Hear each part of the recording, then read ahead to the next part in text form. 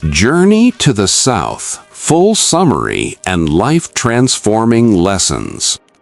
Welcome back to Prose and Perspective 1000, where African stories teach us about ourselves and our world. Today we're diving into a Nigerian novel, modern but filled with classic epic touches, scarcely found in modern literary work of recent years. The novel is titled Journey to the South. It was written by M.C. Daniel, a story that shows you the disgusting nature of pride and the priceless empathy that brought it to an end. In a shocking but real turn of events, pride is taken to the slaughter and there killed on the ladder of love scarcely found today.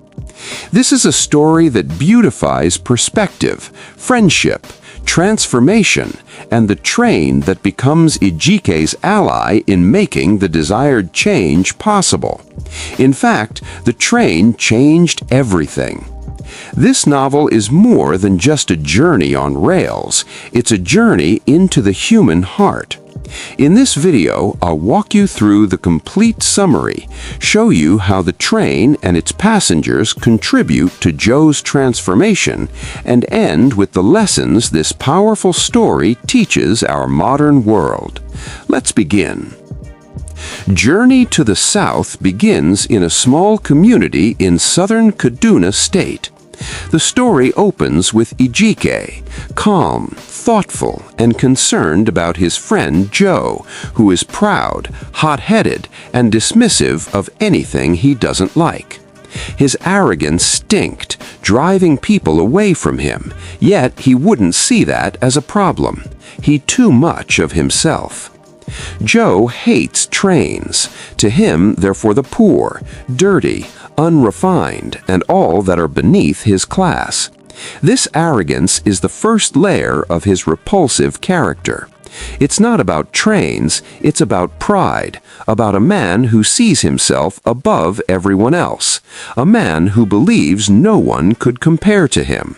So Ejike sees something deeper. Yes, something scarier. Joe has been hurting others with his behavior and would not listen to advice. Then Ejike proposes something radical, a train journey to the South, not just as transportation, but as an experience to shake Joe's rigid worldview. When Ejike gently approaches Joe about joining the train trip, Joe reacts with dismissiveness and arrogance. He mocks the train, calls it filthy, and refuses to give his friend an attention. He sees his friend's suggestion as an insult, convinced that he is right to reject such a miserable thing.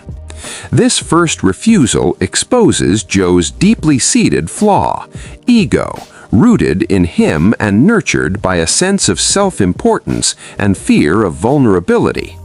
Many of us can relate to that internal resistance when we're asked to do something outside our comfort zone, especially something that can help us change for our own good.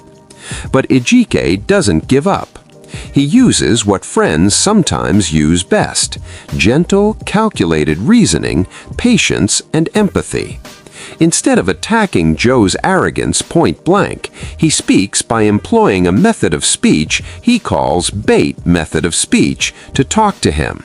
This soft but witty approach slowly etched at Joe's solid mind. He grudgingly gives consent, not fully though, but just enough to agree that he would join in the train journey. And when I say journey, I mean it. It's not a simple trip. It's a train ride filled with comfort, discomfort, chaos, mysterious moments, and human connection. If you have ever or have never traveled by the narrow-gauge Nigerian train, then this novel is your best bet. It brings afresh the sweet memories that traveling in a Nigerian train always go with, a sure feeling that remains evergreen in your heart to the rest of your life. From the moment Joe steps onto the train, things begin to stir and challenge his arrogance. The train itself dances, seem to play music underneath, slows, clanking and groaning. It's like it has a personality of its own. It forces people to dance along with its unpredictable, uniform, well-organized, rhythmic sways, and the crowds seem to enjoy every bit of it.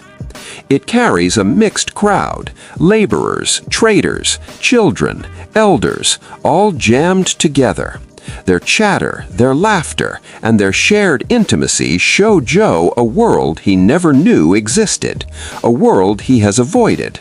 The train becomes a microcosm of society, not ordered or perfect, but real and alive. Forced into close quarters with people he once condemned and disparaged, Joe starts to see things instead of assuming them.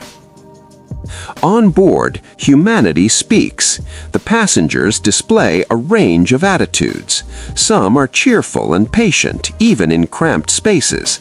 Others complain, eat local food, make jokes, chat with strangers.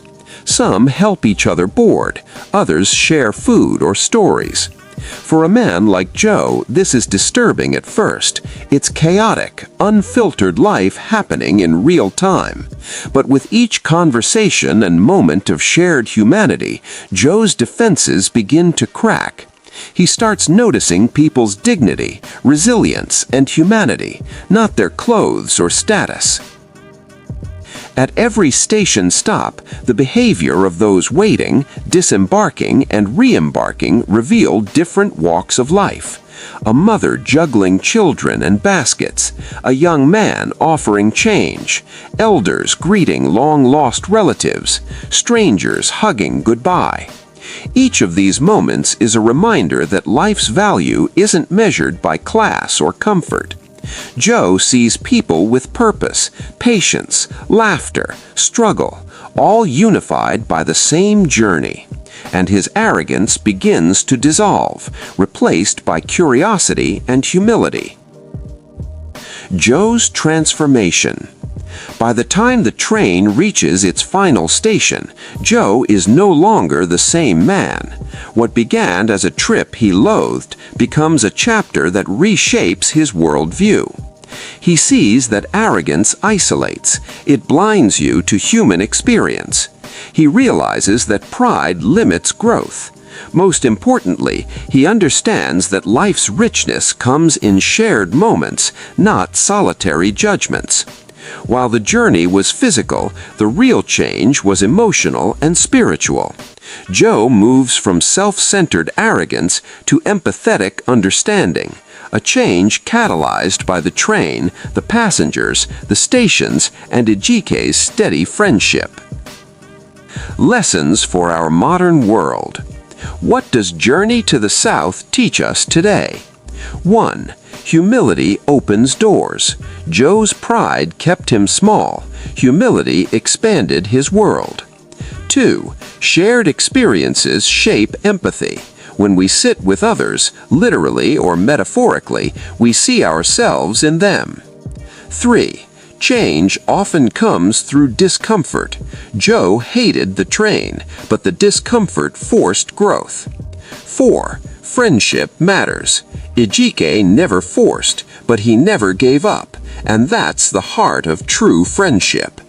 In our modern world, divided by status, class, ethnicity, and ego, this book reminds us that real journeys are those that change how we see others and how we see ourselves. If you've read Journey to the South, comment below with what the journey means to you. Is it comfort, challenge, or transformation? If you have not read this powerful novel, you are missing a lot. The link to it is in the description. Follow the link to get a copy right away. Only promise me that you will not shed tears while going through its pages. But I promise you that you won't remain the same after reading this masterpiece from Nigeria. Like, subscribe, and hit that notification bell so you never miss another story explained in a way that's clear, deep, and unforgettable. And as always, read boldly, think deeply. Afriheart leading the way.